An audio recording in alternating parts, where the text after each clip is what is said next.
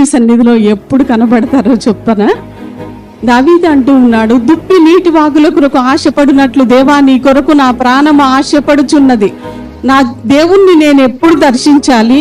జీవము గల దేవుణ్ణి నేను ఎప్పుడు దర్శించాలి? ఆయన ఎప్పుడు కలుసుకోవాలి? దేవుని సన్నిధి అంటే దావీదుకి ఎంత ఇష్టమో తెలుసా? క్రొవ్వు మెదడు ఎలా రుచి ఉంటుందో తింటే, మనం బాగా క్రొవ్వు పట్టిన మెదడు ఎంత రుచిగా ఉంటుందో తింటే. దావీదు అంటూ ఉన్నాడు, ఆయన సన్నిధి అంటే నాకు అంత ఇష్టం, ఆయన మాటలంటే నాకు అంత ఇష్టం.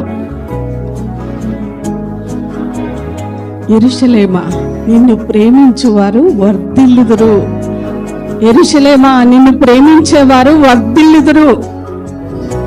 దేవుణ్ణి ఏ బిడ్డలైతే ప్రేమిస్తారో, దేవుని అందరి భయభక్తులు కలిగిన ఏ బిడ్డలైతే ఉంటారో, దేవుడు వారిని వర్ధిల్లింప చేయకుండా ఉండలేడు, ఆశీర్వదించకుండా ఉండలేడు. దేవుని ప్రేమించే బిడ్డలుగా దేవుడు మిమ్మల్ని సిద్ధపరచునుగాక. హల్లెలూయా. దేవుని మాటల కోసం మన హృదయాన్ని సిద్ధపరచుకుందాం. దేవుని మాటల కోసం మన చెవిని ఇద్దాం.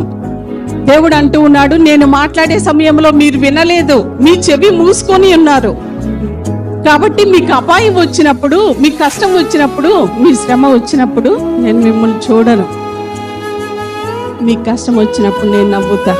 ఎందుకంటే మాట చెప్పినప్పుడు విననప్పుడు దాని పర్యవసానం వేరేగా ఉంటది. దేవుని మాటలకు మీ హృదయములు తెరవబడును గాక. హల్లెలూయా. ఈ యొక్క కీర్తన దావీదు రాస్తూ ఉన్నాడు. చాలా చిన్న కీర్తన, 12 వచనాలు ఉన్నాయి. ఎలాంటి సందర్భంలో ఈ కీర్తన దావీదు రాస్తూ ఉన్నాడు? ఈ యొక్క కీర్తన అంతా చదివినప్పుడు మనకేం అర్థం అవుతుంది?